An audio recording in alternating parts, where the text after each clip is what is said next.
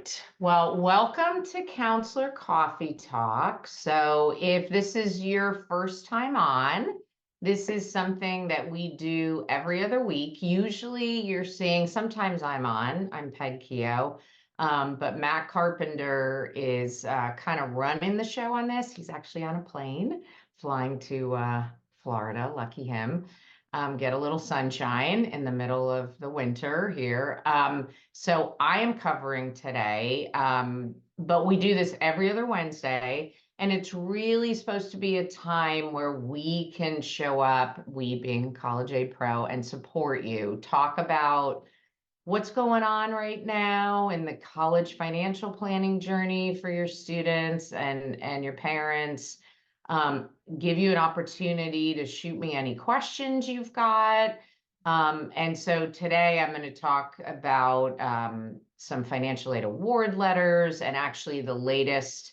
There's so much to talk about with the FAFSA and the journey we're on with the FAFSA going live. So I'm going to talk about what's the latest, what they've come out with about the FAFSA submission summary. So hopefully that'll help. That's something that your students are going to get hopefully soon, get emails, and they'll be able to access that. So this is just a place to talk through that sort of stuff. You guys ask questions, and here at College Aid Pro, our mission is to help families shop smarter for college and the student debt crisis, empower families to shop smarter for college. And you as school counselors are a huge part of this. We want to show up. We want to support you.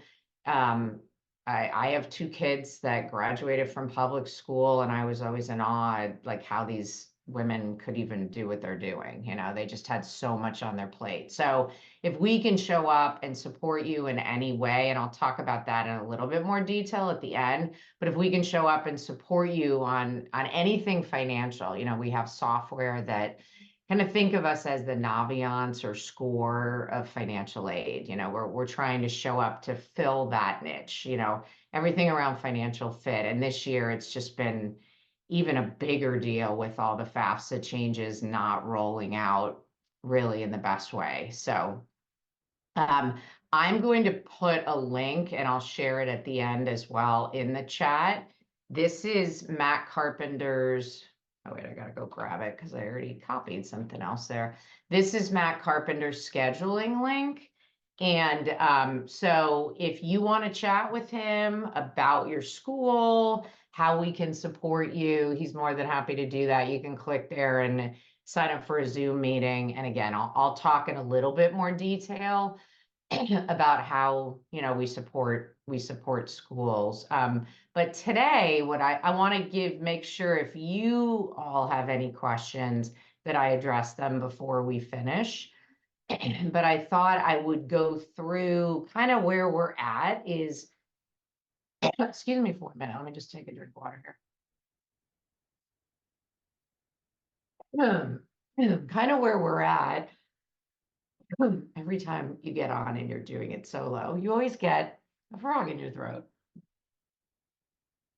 Is that the colleges, the CSS profile schools are actually sending out award letters, financial aid award letters. And so I'd like to take a few minutes, show you some of those. I'm really sorry. Oh my gosh, what's going on? Show you a few of those, you know, because it's confusing for parents, like, how are we getting these? They don't have our FAFSA yet, potentially. And so we are seeing it with the CSS schools because the family submitted the CSS profile, and so they have all the data, right? They have even more than the FAFSA, as we all know. So they're backing into financial and saying, you know, estimated Pell, estimated, you know, direct subsidized student loans, that sort of thing. So I thought I'd show you a few that that have come out and talk through that, and then touch on appeals, because that's the next piece here. Like, families can be appealing right now if they've got CSS schools and they've got merit, and they're appealing purely on merit. They could do that right now. And I've actually done some of those, and other people at CAP, we've done them with families. some successful. So that's something for them to keep in mind. It's a bit of a different timeline this year. Usually they get in, they get offered some merit potentially, they get that financial aid award letter, and then they're appealing. What we're finding this year is, if you're going to do a merit appeal and you've got the competing schools or whatever it is, you can go ahead and appeal even though you don't have that financial aid award letter. So this is one of the many things that's kind of different this year. And then I do want to talk about the FAFSA submission summary. So if you have questions about what I'm showing, or just any other questions that you want to throw out, don't be shy. Just pop them in the Q&A, and then I'll make sure that I check that, as I'm going, or, before we finish today. So let me share my screen. And I'm very happy that my screen share is working, because had issues with that this week for whatever reason. So where is my PowerPoint? Oh, there it is. Okay. So let me share my screen here. And just like I said, just show you a couple of these award letters. It was kind of good that I actually had two different families that I got Drexel awards from. So it was great to be able to pull those and kind of compare them, because they're two really different families. So again, Drexel's a CSS profile school, so they can put out these award letters, and these schools definitely are, because they want families to start saying yes and send in deposit slips. They don't want to get slowed down by the FAFSA delays. So for this family, they nicely point out the gift aid. And as I'm sure a lot of you know, some of these schools throw around the term scholarship. It would be lovely if all the schools, the term scholarship meant merit aid, but sometimes it doesn't. So I always tell families, like, if you're not sure, if you got something, hey, congratulations, you got the Founders Scholarship from the Office of Admission, then But I'll show you an example here where they're calling need-based aid a scholarship. And so it's really important for them to understand that, because merit, as we know, is offered for all 4 years, whereas the need-based is assessed every year, and they could lose it, if they get a promotion or something financially changes. So Drexel nicely points out the gift aid, and this is, my deck for parents and students, make sure is it merit or need? Then the indirect and the direct costs. I'm finding this year that with these schools, they're either lowballing transportation in their cost of attendance, or they're I don't even know if highballing is a word, but they're exaggerating it. Like, so I think $900 is kind of low for that. If, like, I'm outside of Seattle, the students flying back and forth, there's no way that's going to cover it. Whereas I've seen some schools that it's like $4,000. So that's a talking point to say, I know this isn't your direct cost to the school, but when you're figuring out what's affordable, if they say 4,000, but you're going to be driving your child, you could lower that to 1,000. And when you're figuring out the total cost to your family, that's $3,000 less. That's a big difference. And at the flip side, if they're underestimating, you got to keep that in mind, because it's interesting this year that I've seen that a lot. So the second page here, they're going through and nicely saying, this is our total cost of attendance. And you notice it says estimated up here. They haven't decided what that is yet. Usually it's in the next couple months. And then they say, this is the free stuff we're giving you, and that's your delta. And then they point out this family, what they're awarding is this unsubsidized loan. They nicely point out the other different options.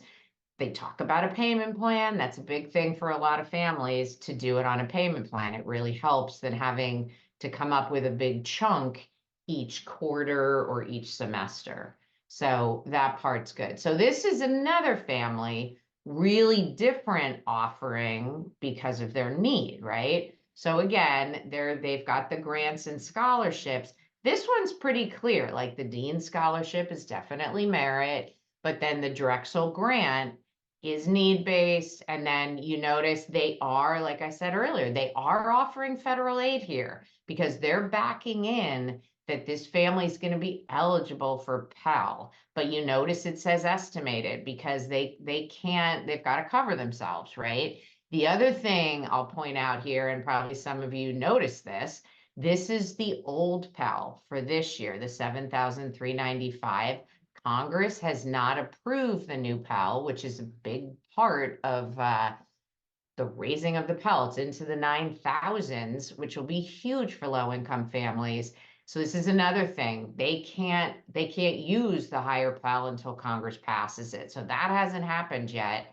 So that's going to have to be updated for families, and then the FSEOG, people that are eligible for Pell might be eligible for that as well. So they're projecting it, but it's all estimated. And then they do the same thing over here. And then this family, again, estimated work study. They're backing into the federal need and then the subsidized and unsubsidized loan. So just kind of interesting to see it because they're both Drexel. So here's Pomona.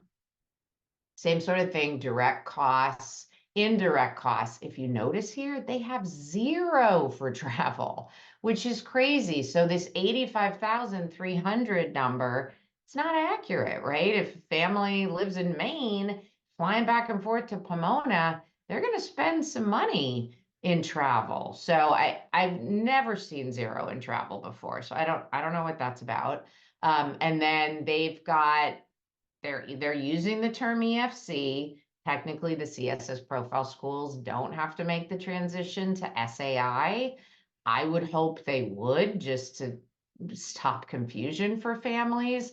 People are going to maybe understand SAI, and then it's like, what's EFC? I've never heard that if they don't have older kids, but they're using the term EFC. They're sharing it, which I personally love, because that helps me when I'm supporting families to not have to make that call to say, hey, what is the SAI you're using? This is very transparent, which is great. Don't always see that, unfortunately. And then they go through, they've got a bookstore award, a scholarship. Pomona's not big on merit. So they are calling this a scholarship. In my mind, it's more likely need, but we would have to look into that to know for sure. And then the student employment is most likely work study. That's something to make sure if it's work study or not. And then they summarize it down here. One thing to keep in mind, it says no loans, but any family can get unsubsidized direct federal loans. And I tell families that all the time, like, reach out. If you need loans, that's, for most families, that's going to be the best place to start. So reach out to them. If you're not eligible for the subsidized version, for whatever the reason is for that family, that's fine, but at least ask for the unsubsidized loan. It's at 5.5% this year. That'll reset for the 24-25 school year. So keep that in mind, that they can always get that. Bill Gates's kids can get it, as long as the FAFSA is submitted. Okay, so now let's look at Bard. This is the one that I wanted to point out. So Bard, again, not a school that does a lot of merit. So their travel is pretty low as well. Usually in the past, you would see travel and a cost of attendance that, is 2,000 or something, right? That's in the ballpark if you're pulling from kids from all over the place. But in my mind, that's still pretty low, which then lowers the cost of attendance, which affects the families. So really nice scholarship here, but that's most likely need-based aid, most likely. And I remember this family, there was quite a bit of need. So that's something that the family would need to really understand. And then they offer the unsubsidized loan, which tells you there's no more need to meet because they didn't offer a subsidized loan. And you see down here, they make it very clear in red, which I think is great. This is all awarded based on that FAFSA being completed, right? And sent in, and then they're going to receive the information, which I'm sure all of you have heard, and we might have even mentioned it on a previous coffee talk, that those ICERs are supposed to be moving now. I would be curious if any of your schools have received them, actually. That would, if you would put that in the chat, Let me look. I don't see, we don't have any questions here. Yeah, if any of you are willing, just pop in the chat and just let me know if your schools have started receiving the ICERs from um the Department of Ed. They're supposed to. It's supposed to be happening now, slowly but surely. So if you don't mind doing that, that would be helpful just for me to know, since you guys are on that piece of the puzzle. Um, so appeals, let's just talk about high level. We'll get into appeals. We'll do another coffee talk where we get more in the weeds. But what I would want to just talk about today is the merit appeals, because you might have some families where it makes sense that they could do merit now, even if that they don't have that award letter. So a merit appeal, and I don't really need to have this up for that. That's more the student in our minds leading the charge, right? Saying if there's competing offers, you want to use those. But just saying how much, if they got merit, thank you for the dean scholarship or whatever it is, saying really why they want to come to that school. If they made a visit, if they talked to a professor, like something specific that doesn't just sound like a brochure sort of thing. That really helps. And, sometimes I'll have a parent write a letter and the student can say, well, there's some other considerations that my parents are going to explain, and I've attached a letter or something. But it's great to have the student lead the charge. If there's something the student is really going to add to the campus, like I had one family, the student had some learning differences and was transgender, and pointed out, I'm bringing diversity to the campus, pointing out what not just, hey, can you give me more, but this is what I'm going to do when I get there. This is how I'm going to enrich your campus. And the student should really write it, so it should sound like it's from a kid, right? And it's authentic. They want to see something that they feel like, hey, if we give a little bit of extra money to this family, we're going to get that deposit check. That's all they're thinking about, is this net revenue, right? So that's why we want the student to lead the charge, so it doesn't seem like parents are just bombarding schools with give me more all over the place, and they're trying to take the best offer. You want to make it really seem like, and in a lot of cases it's true, where this really is the student's top choice. It's their dream to go there, and it's just a little bit more money would help, and competing offers are great to use, and just be very gracious about it. So that's kind of high level how they would approach a merit appeal. And this is something that we support families on all the time. So if it's not something you really touch, we're happy to step in and help your families with that. So now I just want to take a few minutes to talk about this FAFSA submission summary. So let me share my screen again here, and show you, so you've got some visuals here. This is right off of one of the FSA webinars that I was on. Let me get through all this stuff. Okay. So this FAFSA submission summary, it's just the SAR. It's the student aid report. This was one of the changes. They changed the name. So it is a little different, but the key takeaway here is when these are ready for the student and the parents to look at, the student's going to get an email. So very similar to when they completed the FAFSA, all the contributors finished their thing, everybody signed, the student immediately got an email to the email address they used for their FSA ID creation.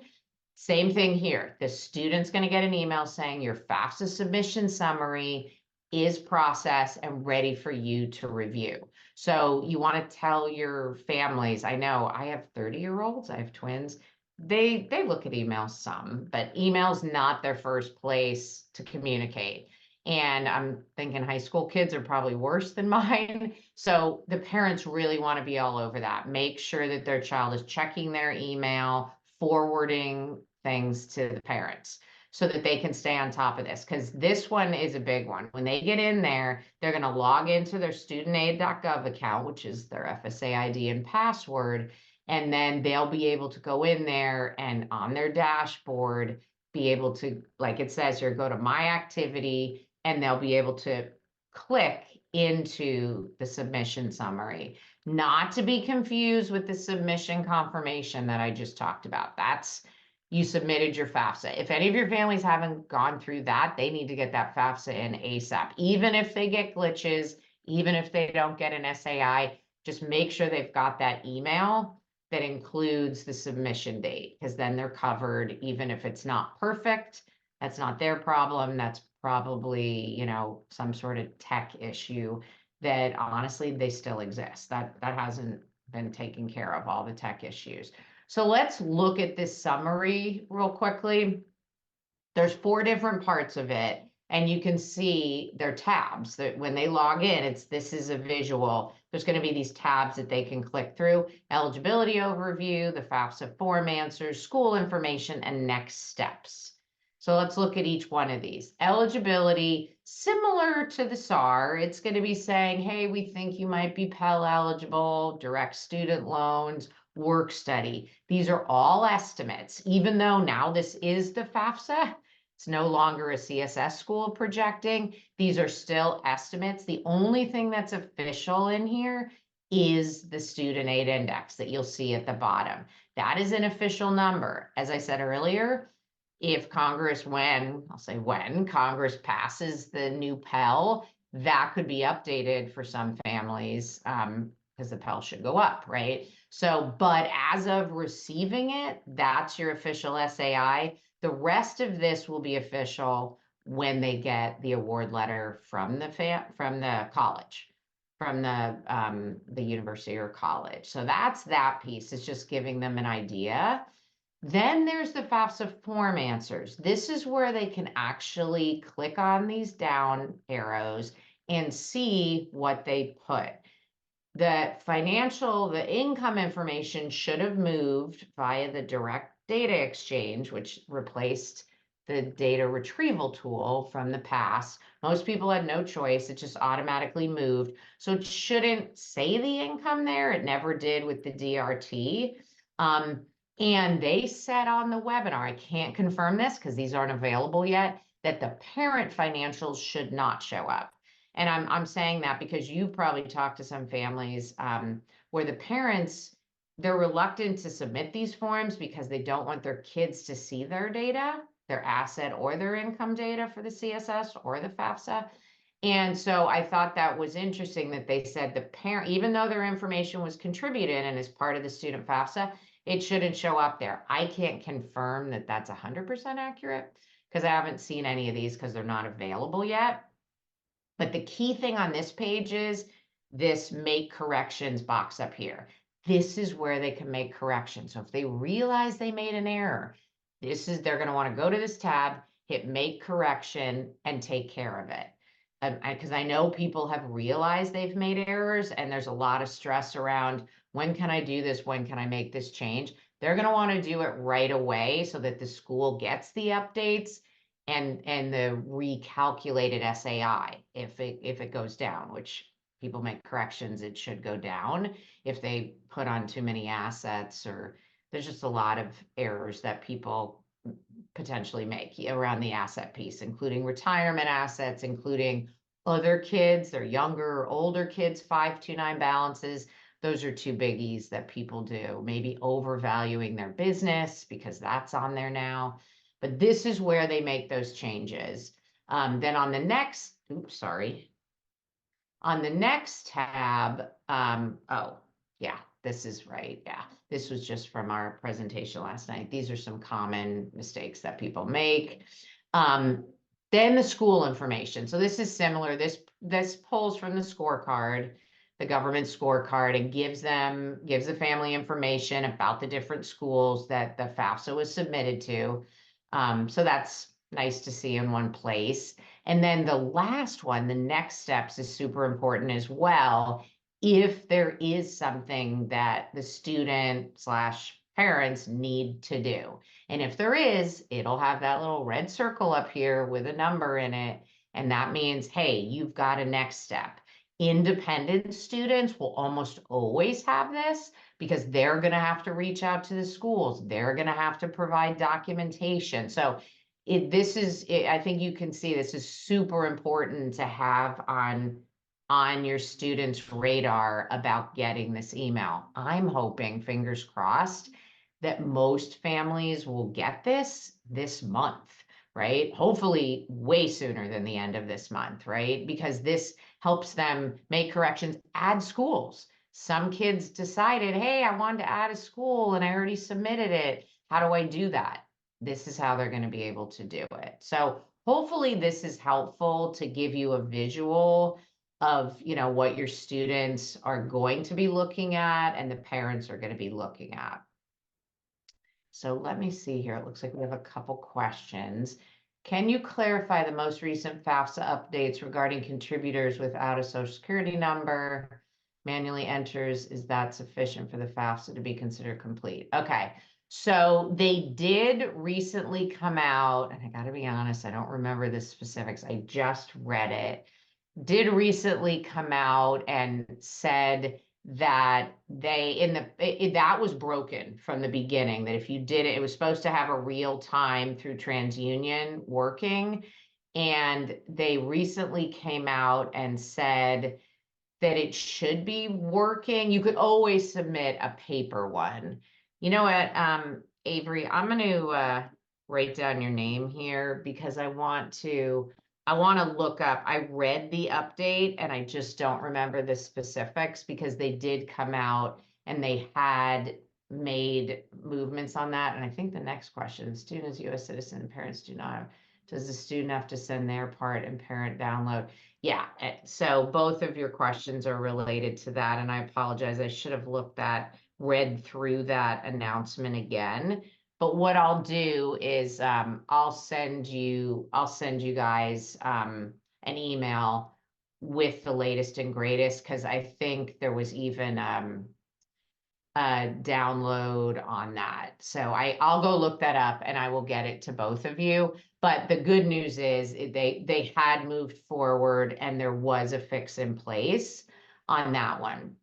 The second half of your question, when a student family manually enters their financial, is that sufficient? So if the FAFSA was working correctly, there are certain exceptions where people will have to manually enter in their income. So if that happened, if it's working correctly, like I said, that's because they fall into an exception category. But we found this year, I've been on some with families guiding them through where it required them to do that, but it really wasn't supposed to. They didn't fall into an exception.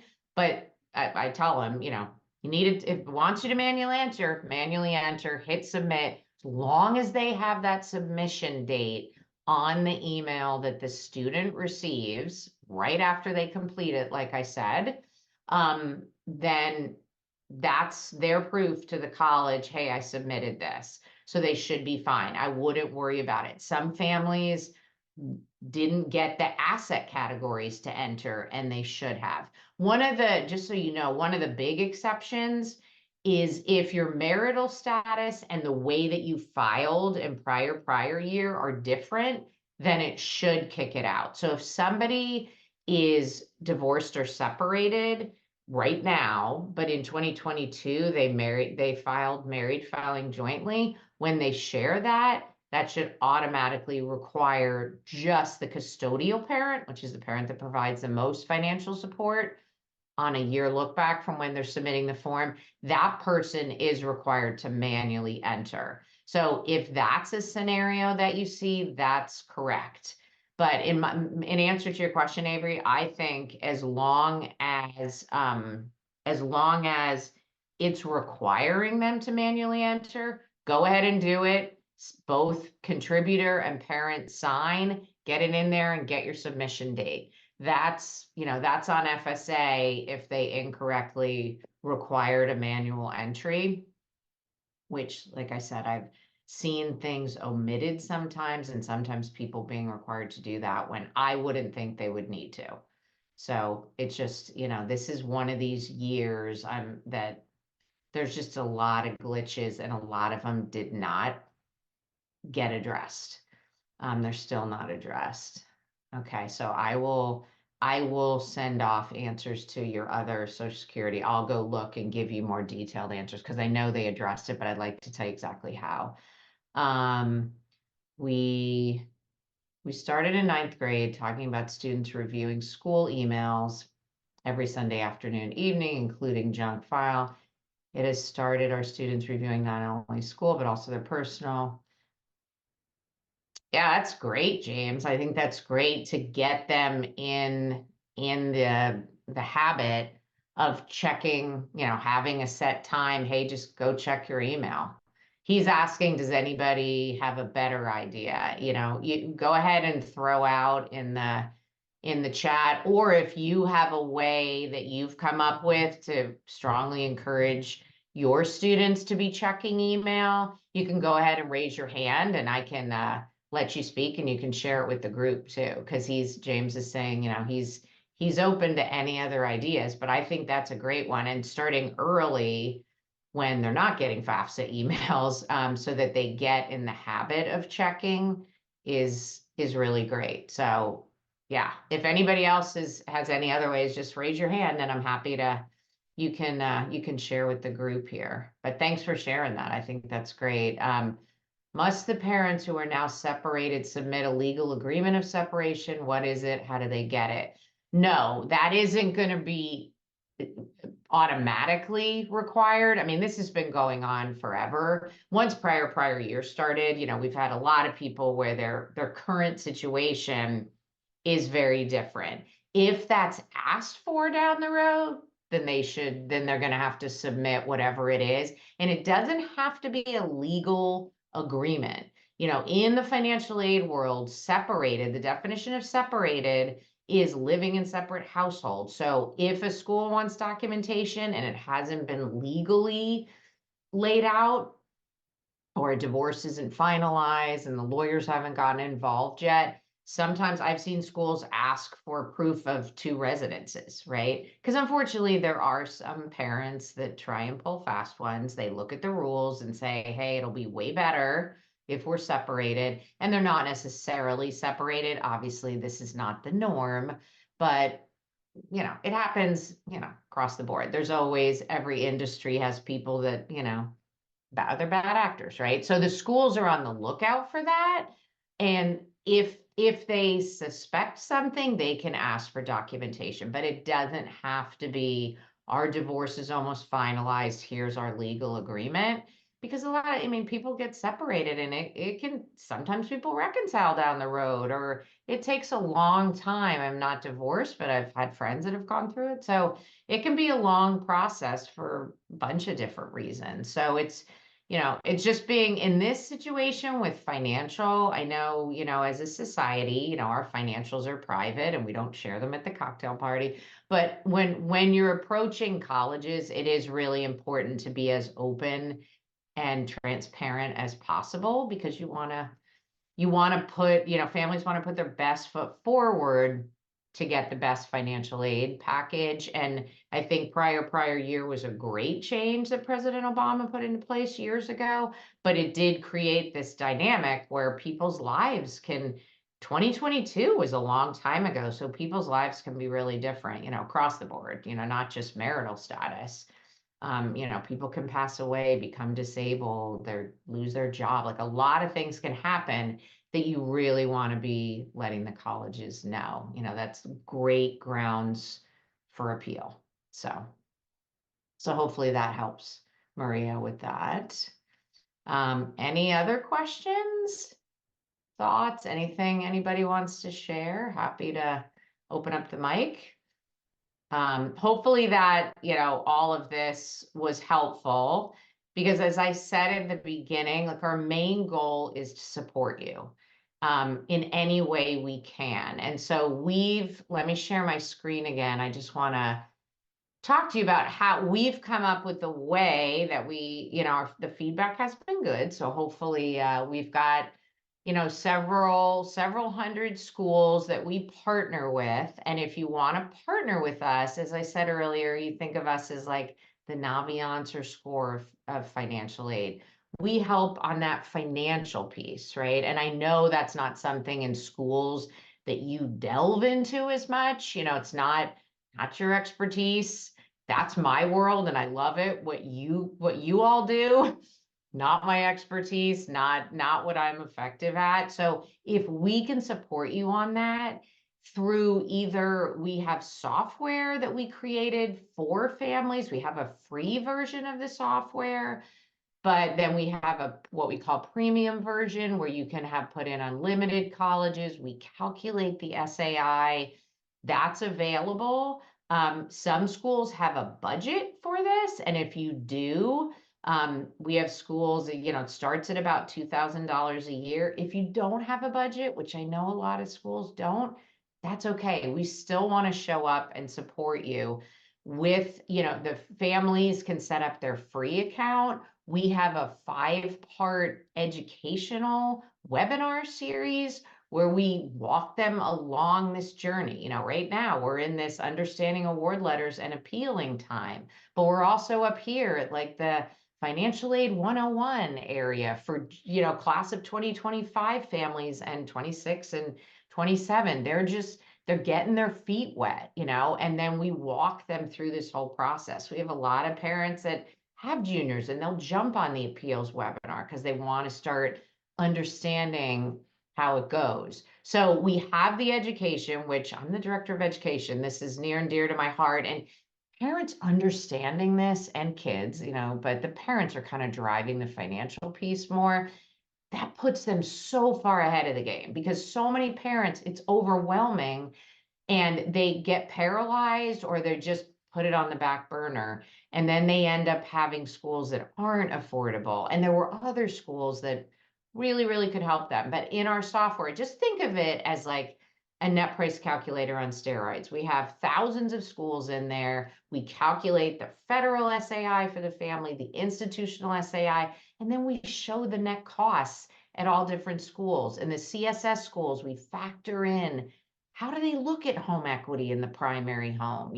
We try and bring transparency to a process that isn't always transparent, and they can upload award letters and we translate them for them because, I think they did a study and there was like 914 different formats for the award letters I was showing you earlier. So that's overwhelming to families and they misinterpret them. So, just each step in the process. So we have the education. If you do have a budget, then we can do some of our presentations just for your family.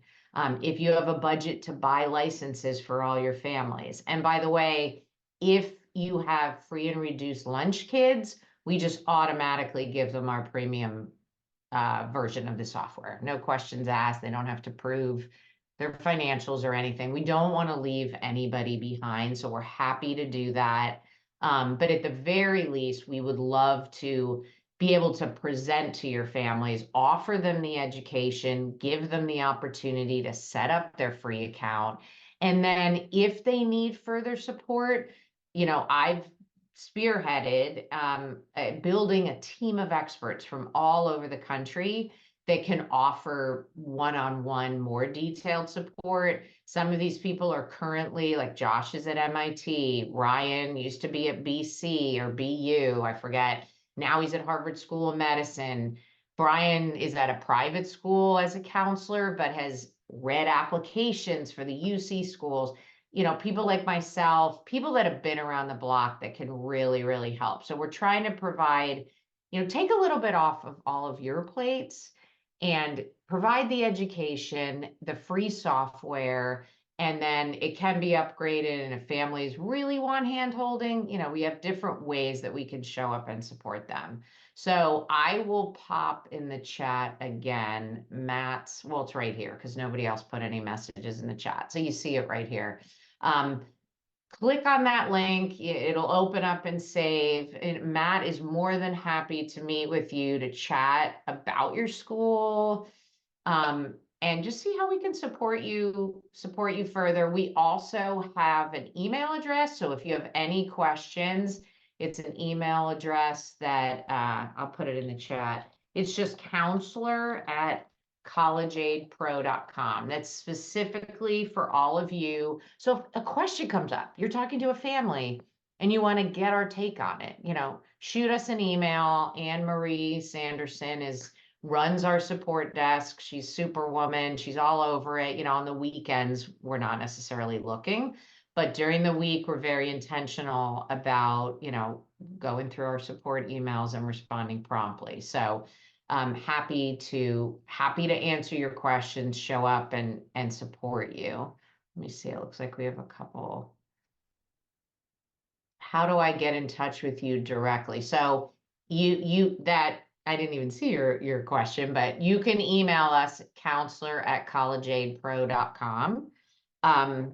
And if you're talking about me directly, just email there and say, hey, I was on Coffee Talk, and if you have a question for me, I can try and answer it, or if you want to jump on a Zoom or something. But if you do want to talk about partnering, Matt's your guy. I'm happy to talk to you if you want, but that's kind of his baby. But if you want to chat with me, Maria, I'm more than happy to chat as well. Are many of the need-based cutoffs at 60K per year? Tara, I'm not totally understanding your question. I'm not sure could you just pop in the Q&A? Just give me a little bit. I'm not totally sure what you're asking me. The need-based cutoffs at 60,000 per year. I don't know if you're asking if you can't get more than 60,000 a year for need. I'm not sure what your question is. And you're still here. Do you mind just popping into the Q&A? Just give me a little bit more detail so I can answer your question, because I don't understand what you're asking. Oh, here you go. You're putting in the chat. Okay. Some schools have a guarantee to meet financial aid at a certain cutoff. Maybe you're referencing like some of the Ivies that say, hey, if you have this amount of income, you'll have free tuition. I think yeah. Okay. Yes. Okay. Yeah. No, it's not. I don't have those memorized at the different Ivy League schools, but I know there are cutoffs in six figures, the low six figures, where it might not be full ride, but it might be a big chunk of money. I think it's Harvard and maybe Princeton. If you make a certain amount, 110, 120, don't quote me on those numbers, but I've seen it. I just haven't seen it in the recent past. I know what you're talking about with 60. That used to be a cutoff, and realize too that they can constantly change that. They can make it better potentially. And these schools have the endowments that they could do that. Oh, sorry, I moved a little, so my camera got a little fuzzy. They can do it in spades. So yeah, approximately, yeah, it's in the low 100s, 110, 120. But if you Google Harvard, it'll pop up as well. So, all right. Any other questions, thoughts?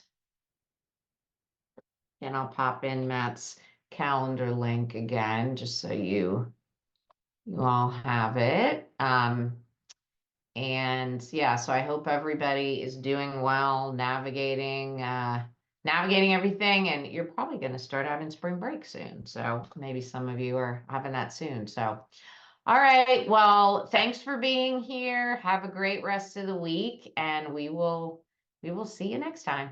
Take care.